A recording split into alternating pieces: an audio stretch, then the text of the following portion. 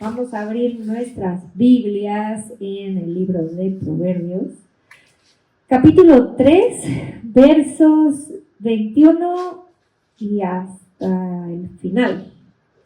Y así dice la palabra de Dios.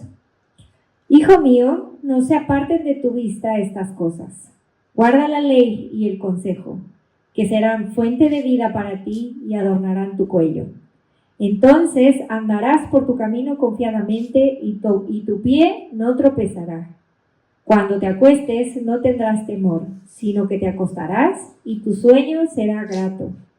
No tendrás temor de un pavor repentino, ni de la ruina de los impíos cuando llegue, porque el Señor será tu confianza, Él evitará que tu pie quede atrapado. No niegues un favor a quien lo necesita, si está en tu mano el concederlo. No digas a tu prójimo, anda, vete, mañana te lo daré, cuando tengas contigo que darle. No intentes hacer daño a tu prójimo que vive confiado junto a ti. No pleites sin razón con nadie, a no ser que te hayan agraviado. Buenos días, otra vez. Pues qué gusto estar acá. Mi nombre es Jonathan, para los que no me conocéis o para los que estáis siguiendo la grabación.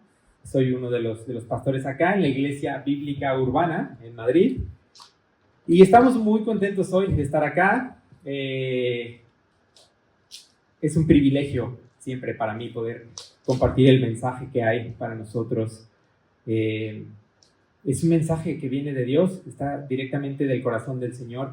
Y hoy lo consideraremos juntos a través de estudiar la palabra de Dios. Aquí en la Iglesia Bíblica Urbana, como hace un momento decía yo, creemos que la Biblia, la Escritura, es inspirada y es útil. Es una regla de fe, pero también es confiable para lo que creemos y es confiable para transformar nuestras vidas, nuestros corazones. Así que estamos en medio de esta serie a la que hemos nombrado Sabiduría para pasarla bien. Tiene un nombre como muy guay, ¿no? Y ahora quiero ir a explicar un poco más de esto, pero hoy tendremos la tercera charla. Es una serie de 5 y bueno, ya llevamos 2, con esta sería la tercera. Llevamos entonces un par de semanas ya sumergidos en el libro de los Proverbios y este nombre tan peculiar, Sabiduría para pasarla bien. Hemos reflexionado un poco que pasarla bien no necesariamente nos referimos a simplemente hacer lo que nos plazca o vivir una vida llena de diversión y de deleites, que si bien no necesariamente es algo malo, pero seguramente la sabiduría que es para vivir bien, para pasarla bien, va mucho más allá de eso. Y bueno, si te has perdido los primeros dos sermones, los puedes ver en nuestras redes sociales. Y hoy, bueno, vamos a continuar viendo y observando qué es esto de sabiduría para pasarla bien, que va tiene que ver más con tener una buena vida, con esa tranquilidad de tomar sabias decisiones, de tomar decisiones correctas, incluso cuando estamos en medio de una situación en donde es difícil, no es tan claro tomar una decisión o hay circunstancias complicadas. Y en lo que hemos observado hasta ahora, las primeras 2 sesiones, hemos aprendido que el fundamento de toda sabiduría es el temor a Dios, el temor de Dios. Dice, el principio de la sabiduría es el temor a Jehová. Pero que como David nos recordaba y nos explicaba de una forma muy clara y muy hermosa, el temor no es este miedo aplastante, este miedo agobiante que te deja sin esperanza. Simplemente es un amor que ha sido purificado también a través de una relación que se basa en el amor. Es entender lo terrorífico que puede ser estar en manos de un Dios que tiene todo el poder y todo el derecho de destruirnos, pero con la confianza de que nunca lo hará porque nos ama y es fiel a su pacto. Ese es el temor al que se refiere también la Escritura. Entonces, también hemos visto un poco la semana pasada que nos adentramos la semana pasada al capítulo 3 y vimos que la sabiduría trae consigo muchas bendiciones. Un valor incalculable, es como un tesoro. Y el escritor Salomón habla a su audiencia que si bien puede ser su hijo, pero también habla como si fuera a cualquiera que lee estos proverbios, como un padre hablaría a un hijo, ¿no? Y hay mucha belleza y un valor incalculable en adquirir sabiduría, en obtenerla. Y nos da una seguridad y una paz en el corazón, y como parte de lo que leímos ahora, tiene beneficios, poder descansar bien, dormir, estar con la seguridad y sin temor de algún terror por la noche o por que venga la ruina, ¿no? Pero hoy continuaremos observando parte de este capítulo 3, pero en particular veremos con la ayuda de Dios que la sabiduría no es solo para guardarla en este cofre personal. Si bien es un tesoro, no es para quedárnosla a nosotros. La verdadera sabiduría, la que viene de Dios, de lo alto, se desborda, se extiende de manera horizontal e impacta nuestras relaciones con todos los que nos rodean. Y entonces, a medida que el Evangelio trabaja en nuestro interior, trabaja de adentro hacia afuera, el fruto se hace visible para los demás, para los que nos observan, y transforma, o debería transformar, la manera en la que interactuamos en comunidad, como sociedad. Espero que tenga sentido todo esto que estamos diciendo. Pero siempre es bueno tomar un tiempo para orar antes de entrar de lleno a la consideración de la palabra, para que sea el Señor el que hable a nosotros. Así que te pido que me acompañes a orar. Señor, gracias porque podemos tener la oportunidad de escudriñar tu palabra. Es un milagro ya tener tu revelación escrita, tener la libertad de reunirnos, observarla, estudiarla y escuchar tu consejo. Te pido, Dios, que hoy el consejo, la sabiduría que habremos de escuchar hoy, venga de ti, no sea interpretación humana, no sean ideas humanistas, sino que seas tú, Señor, transformando nuestros corazones, que sea tu Espíritu Santo y tu misma palabra, que es viva y eficaz, penetrando nuestros corazones, trayendo a la luz nuestras motivaciones y convenciéndonos de pecado, de justicia y de juicio, para ser renovados, transformados y cada vez más parecidos a ti, Señor. Es lo que te pido en el nombre de Jesús. Amén. Y quiero comenzar con una ilustración. Siempre es bueno como tener algo para conectar el mensaje. Y yo pensaba, ¿alguna vez habéis leído las instrucciones de un producto? No sé, cualquier producto. ¿Y habéis pensado que en ocasiones resulta un poco absurdo o demasiado obvio que estén ahí? Por ejemplo, una plancha de vapor, y creo que esto lo busqué en internet y es real, ¿no? Y alguien se reía de ello. Una plancha de estas de vapor, verticales, que advierte en su empaque no usar con la ropa puesta, ¿no? O los envases de jabón o de shampoo que pone no ingerir. Y tal vez nos reímos, nos resulta un poco cómico porque podría parecer algo de sentido común, ¿no? Pero si están ahí, es muy probable que es porque alguien ya cometió ese error, ¿no? Como diría, Mariana se está riendo porque, como diría una comediante de stand-up comedy de México, dice, ¿quién fue? O sea, están ahí porque, ¿quién fue? ¿No? Alguien ya se quemó, alguien ya se intoxicó y fue necesario poner un límite claro. Así que, aunque parezca cómico, pues es necesario, es real. Están ahí por algo. Y creo que eso se parece mucho a los versículos que vamos a considerar hoy más a detalle. Si fuiste observador, en el pasaje que leímos, a partir del verso 27, hay un giro, un cambio de tono en cómo comunica el escritor de estos proverbios, y comienza con una serie de instrucciones que inician con un no. Son mandamientos negativos, prohibiciones claras y necesarias, porque en nuestras relaciones interpersonales, que son complicadas, que son a veces difíciles, son necesarios poner límites, poner instrucciones, aun cuando estas tengan que ser negativas. Así que, a veces, aunque parezca obvio, es importante considerar los no. Y bueno, ignorar estas advertencias nos puede llevar a cometer lo que los teólogos llaman pecados de omisión. Es decir, el mal que hacemos al no hacer el deber hacer el bien que deberíamos hacer. Y bueno, teniendo esto en mente, entonces, entremos un poco ya en materia. Y vamos a hablar de estos 4 nos que observaremos hoy, que me gusta denominar como unos 4 nos, que al final el objetivo de estos nos es que construyan un sí de manera positiva. El primer no lo vemos ahí en el verso 27, pero vamos a leer juntos versos 27 y 28 porque están muy, muy relacionados. Es el no retengas el bien, ten una mano abierta, una mano dispuesta. Dice el verso 27, no niegues un favor a quien lo necesita, si está en tu mano el concederlo.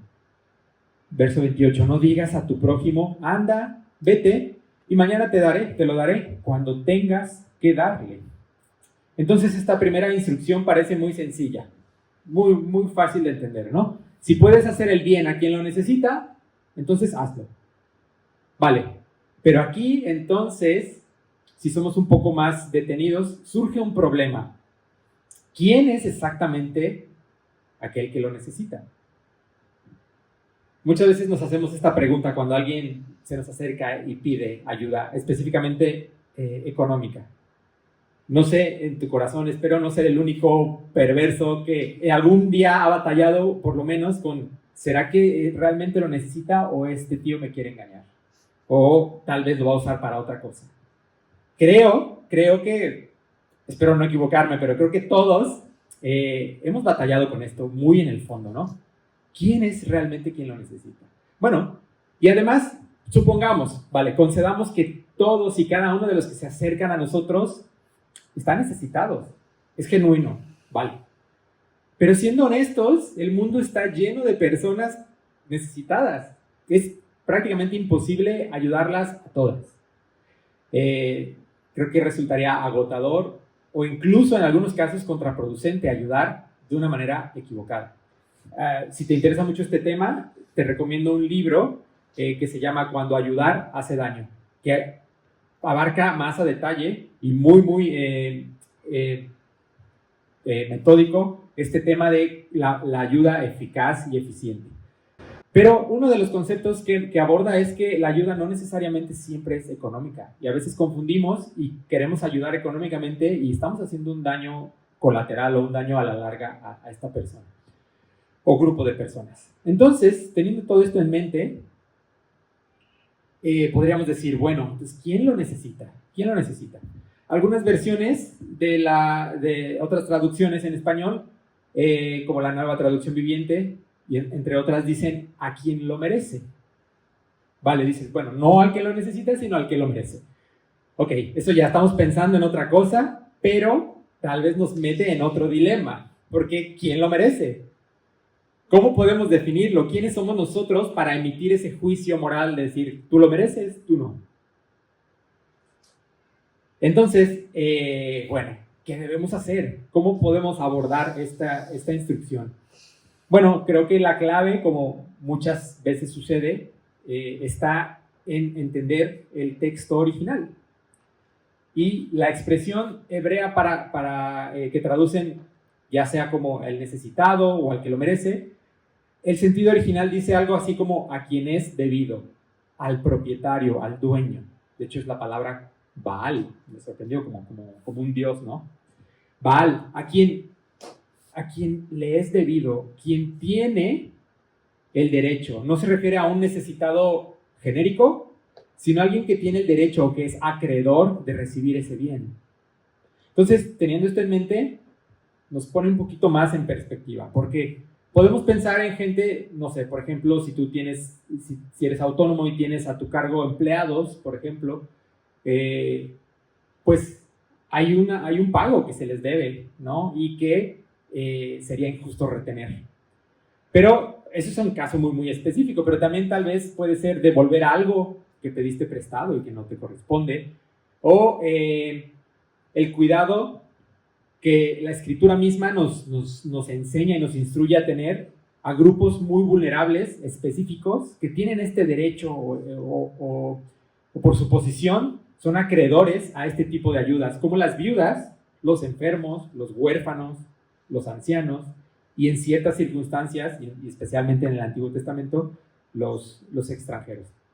Entonces, bueno, eso nos empieza a poner un poco más acotado el panorama y podemos decir, bueno, vale, tenemos este grupo.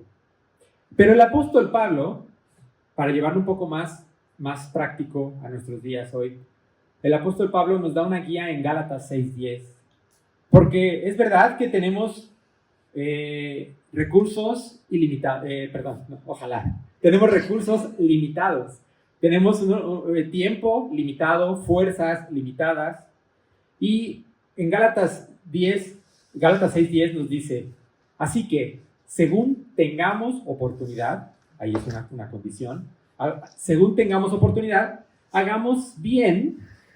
Esto se parece a lo que dice los proverbios, hagamos el bien. Pero ¿quién? Dice a todos, pero mayormente a los de la familia de la fe. Así que esto nos ayuda un poco a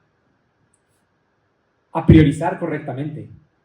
Y si alguien viene en la calle y te pide ayuda y el Señor te pone en tu corazón a ayudarle, hazlo. Yo no digo que no ayudemos. Yo no digo que, no eres cristiano, no eres de la familia de la fe, entonces no te ayudo. Bueno, ahí dice, hagamos el bien a todos. Pero si necesitamos priorizar recursos, tiempo, esfuerzos, energía, mayormente a los de la familia de la fe. Simplemente creo que eso es sabiduría también. Entonces, bueno, y avanzando un poco más, el verso 28 dice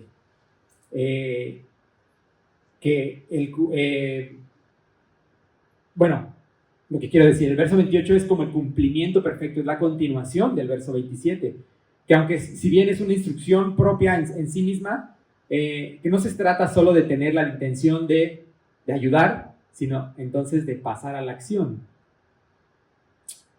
Porque creo que muchos padecemos de este mal, que incluso yo creo que puede ser un pecado, o es un pecado, la procrastinación, ¿no? Y ahí está muy claro en el verso 28, decirle a tu prójimo, vale, sí te voy a ayudar, pero vuelve mañana. Y en especial cuando en ese momento puedes ayudarle, cuando hoy mismo puedes ayudarle, es una manera de negarle el bien. Decir, vuelve mañana, mañana te ayudo. La escritura es clara. El apóstol Juan, en su primera carta, capítulo 3, verso 18, dice, hijitos míos, no amemos de palabra ni con la lengua, sino con hechos y de verdad. Igual, Romanos 12:3, Pablo dice, ayudad a los hermanos necesitados y practicad la hospitalidad. Y a veces la ayuda, a veces la necesidad es apremiante, es en ese momento. Santiago también nos ilustra respecto a esto y creo que él es mucho más contundente en esto y lo lleva tal vez a un rango un poco más elevado. Santiago 2, 15 y 16 dice, y si un hermano o una hermana están desnudos y tienen necesidad de alimento de cada día, y alguno de vosotros les dice, id en paz, abrigaos bien, alimentaos, pero no les dais lo que su cuerpo necesita, ¿de qué sirve esto? Claro que la sabiduría también implica poder identificar cuándo decir que no, cuándo es más sabio, más prudente decir que no. Por lo que ya he dicho, claro, tenemos una cantidad o un monto de recursos limitado, pero también el mismo libro de los Proverbios 6, del 1 al 5, nos advierte acerca de no comprometernos y no pagar deudas ajenas más allá de nuestras fuerzas. Porque creo que eso podría perjudicar no solo a los demás, sino también ponernos en una situación que nos perjudique a nosotros mismos. El principio, entonces, es tener una mano abierta, dispuesta siempre a ayudar, que actúa con generosidad, sin demoras, pero con sabiduría. ¿vale? Ese fue el primer principio, y ahí vimos dos nos. Pero ahora vamos a ver el segundo, que dice: no planifiques el mal, no tengas una mente que está pensando en el mal, sino que por el contrario, tener un corazón leal. Mira, leamos los versos, el verso 29. Verso 29 dice: no intentes hacer daño a tu prójimo que vive confiado junto a ti. Aquí el principio de sabiduría va más profundo. No se trata de un daño accidental, sino de algo más bien premeditado. La palabra original para intentar evoca o tiene que ver más con la idea de arar o preparar una tierra, un terreno para sembrar el mal. Entonces, cuando tú preparas un terreno, nunca he sido del campo ni agricultor, pero imagino que arar la tierra implica esfuerzo, implica una metodología, implica tiempo. Ahora, piensa eso de manera negativa, pensando, maquinando en tu mente cómo hacer el mal, cómo dañar. Y el énfasis de este verso está en la traición, porque dice: a tu prójimo que vive confiado junto a ti. Entonces es no solo preparar el terreno y maquinar el mal contra alguien, sino es en especial alguien que confía en ti, que está seguro a tu lado y que ha bajado la guardia, porque te ve en ti un lugar seguro. Y aquí en el libro de los Proverbios está a manera de un mandato negativo: no hagas. Pero Jesús lo llevó a un nivel, y vamos a verlo de una forma positiva. El Señor lo llevó a un nivel superior en lo que conocemos como la regla de oro. Él nos enseñaba: trata a los demás como te gustaría que te traten a ti.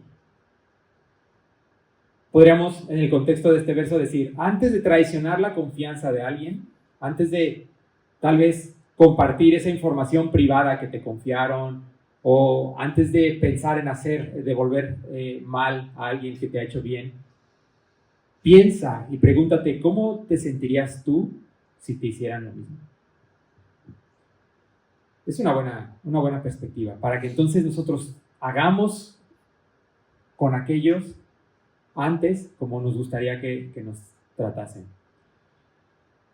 Y sí, las relaciones humanas son complicadas, las relaciones humanas son difíciles, el corazón humano es engañoso, es perverso, es dado de continuo al mal.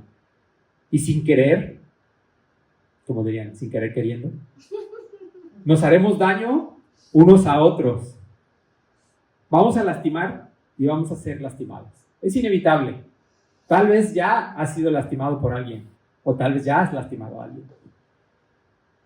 Pero entonces la advertencia en esto es tener cuidado y apartarte del mal deliberado y planificado. Creo que hay una diferencia grande en ello.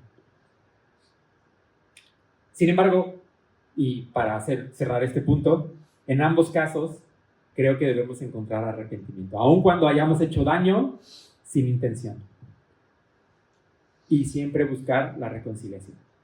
Pero entonces, para cerrar esta idea, el segundo principio es tener un corazón leal, que proteja la confianza depositada en él, en la persona, y negarnos a sembrar traición. Pero vamos a ver entonces ahora qué nos propone el verso 30. Es un tercer no, o cuarto, ya llevamos un cuarto. No busques pelea. Dice el verso 30, no pleitees sin razón con nadie, a no ser que te hayan agraviado. Bueno, esta última instrucción nos llama a evitar el conflicto simplemente por el conflicto, ¿no? Y bueno, claro, creo que es muy básico para la mayoría de nosotros, ¿no? ¿No quieres que te rompan la cara? Bueno, no busques pleito. Es algo muy sencillo. Pero, aunque esto es verdad, la palabra pleitear aquí tiene más que ver con una connotación legal, con una disputa o un litigio.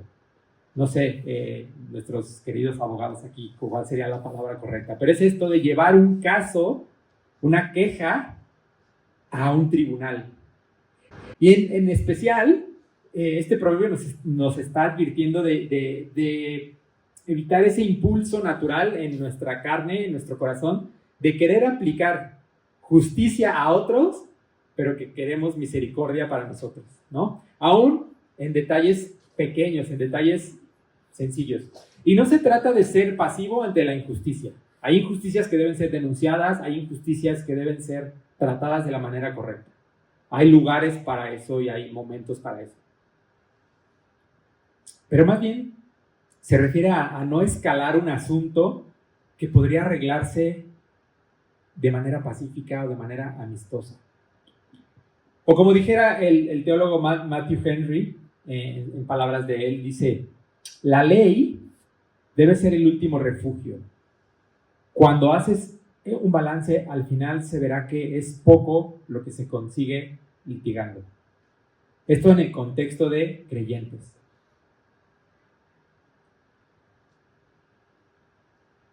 De hecho, en el Nuevo Testamento, mira lo que dice Pablo, nos aconseja en Romanos 12, 17 al 18. No paguéis a nadie mal por mal. Procurad hacer lo bueno delante de todos, y si es posible, y en cuanto dependa de nosotros, estad en paz con todo el mundo. Hebreos 12, 14 lo lleva un poco más allá y dice: seguid la paz con todos y la santidad, sin la cual nadie verá al Señor. Entonces, este tercer principio podríamos resumirlo como tener un corazón, un espíritu pacífico. Jesús en su sermón del monte decía: bienaventurados los pacificadores. Un corazón que busca la reconciliación antes que el litigio, antes que el pleito, y que entonces no disfruta de la contienda, sino que busca siempre la restauración como primer objetivo. Y bien, bueno, son cuestiones muy, muy pragmáticas. Hasta aquí espero estar siendo muy, muy claro. Pero encaminándonos ya a la conclusión de hoy, podríamos terminar aquí con una buena lista de buenos propósitos, ¿no? Perfecto, queda muy claro. Seré más generoso entonces, seré más leal, seré más pacífico. Ya tomé nota, he tomado nota, estoy llevando mis apuntes y me lo llevo de tarea. Venga. Pero esto no es un discurso de autoayuda. Nunca estamos aquí para llevarnos buenos principios morales y sacar nuestra mejor versión de nosotros mismos. ¿Sabes qué? La sabiduría tiene un nombre. Tiene un nombre. Porque de hecho, si no lo llevamos a ese punto, podemos caer en un mensaje moralista. ¿Y sabes qué? Estoy seguro que muchos de nosotros conocemos personas no creyentes que tal vez cumplen estos principios mucho mejor que nosotros. Siendo honestos. Pero entonces, ¿cuál es la diferencia? ¿Cuál sería el punto o el objetivo al que queremos llevar todo esto hoy? La diferencia es la fuente de nuestra sabiduría. El principio de la sabiduría es el temor de Jehová, claro. Pero no se basa en nuestros esfuerzos morales ni en nuestros esfuerzos religiosos. Se basa en una persona. La sabiduría tiene un nombre. Es Jesucristo. Mira lo que dice el apóstol Pablo en 1 Corintios 1:30. Y por favor, leamos con mucho detenimiento este verso. Dice Pablo de manera preciosa: pero gracias a Él, gracias a Dios, vosotros que estáis ¿en quién? En Cristo Jesús, que ha sido hecho para nosotros sabiduría de Dios, y no solo eso, ha sido hecho justificación, santificación y redención. En eso hemos recibido en Él. Él está en nosotros. Él nos ha justificado, Él nos ha santificado, Él nos ha redimido, pero Él ha sido hecho para nosotros, a nuestro favor, sabiduría de Dios. Y además no nos ha dejado solos. Él prometió y dijo: no os dejaré huérfanos, os daré a otro, al Consolador, igual a Él, que está en nosotros, mora en nosotros, y entonces podemos echar mano de esa sabiduría que está disponible para nosotros. Pero como siempre, todo comienza con Cristo y termina con Él. Entonces, para concluir, analicemos estos 4 nos que vimos, estos mandamientos a manera negativa, pero veámonos a la luz del Evangelio. Dios no retuvo el bien. Dios no retuvo el hacernos el bien. Cuando estábamos en nuestra máxima necesidad, cuando éramos enemigos, estábamos enemistados con Él, estábamos muertos en nuestros delitos y pecados, Él no nos negó el favor más grande. Estaba en su mano concederlo y lo hizo. Y nos dio a su propio Hijo. Dios no nos dijo, vuelve mañana. Él no demoró su gracia, Él no demoró su ayuda. Es más, desde antes de la fundación del mundo ya había planeado nuestro rescate. Y en el momento preciso que nosotros vinimos a Él y clamamos a Él, recibimos su perdón y Él nos redimió. Y en ese momento nos hizo sus hijos. No dijo, ven mañana y a ver si te recibo.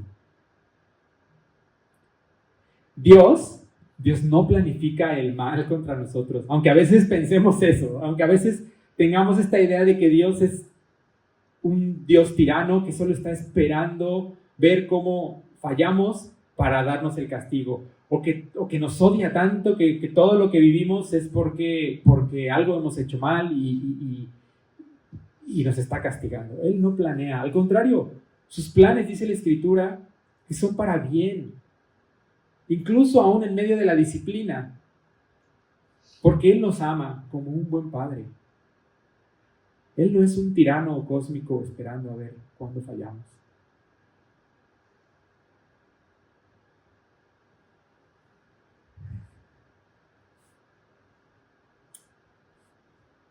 Por último, Dios no peleó, Dios no pleiteó con nosotros. Es más, no tenía la necesidad de hacerlo. ¿Merecíamos? Sí. ¿Éramos objeto de su ira? Sí. ¿Podía destruirnos? Por supuesto. ¿Pero qué hizo Él? Siendo Él la parte ofendida, verdaderamente ofendida, no fue algo pequeño lo que le hemos hecho. Pero Él siendo el agraviado, Él siendo el ofendido, no buscó destruirnos con su justicia, aunque lo merecíamos, sino que Él fue el que dio el primer paso hacia la reconciliación. ¿Cómo lo hizo? Cristo, siendo inocente, soportó el castigo que nosotros merecíamos. Piensa en eso por un momento. Él en su justicia castigó a su propio Hijo por nosotros. Ni siquiera le buscamos nosotros, ni siquiera nosotros dimos el primer paso para buscarle y reconciliarnos con Dios. Él fue el que nos llamó y nos atrajo con su gracia. Y Él ya había provisto el medio para reconciliarnos consigo mismo. Cristo estaba en esa cruz reconciliándonos consigo mismo. Y ahora nosotros podemos, en su nombre, rogar como si fuésemos embajadores y decirle a los demás, en nombre de Dios, reconciliaos con Dios. No pelear con Dios. Y sí, entonces Cristo es la encarnación de esta sabiduría. Y cuando lo vemos desde esta perspectiva, va más allá de un mensaje moralista, triunfalista, motivacional, porque Él ahora vive en nosotros. Y es entonces, porque hemos recibido esta gracia inmerecida, que podemos extender esa misma misericordia, ayuda, perdón a nuestros semejantes, a nuestro prójimo. Y recuerda esto siempre, no lo hacemos para ganar el favor de Dios. No hay nada que puedas hacer para que Dios te ame más, sino es más bien en respuesta porque ya lo tenemos, ya tenemos el favor de Dios, ya nos ha dado su amor. Pero entonces, a la luz de todo esto, ¿qué haremos? ¿Qué haremos con esto? Con esto que hemos escuchado hoy. Bueno,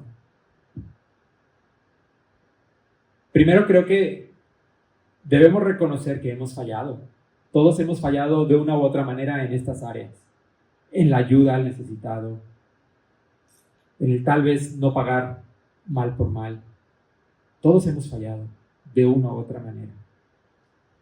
Y reconociendo que hemos fallado, es bueno confesar nuestras fallas al Señor. Y arrepentirnos de la fuente que está motivando esa falla, nuestra idolatría.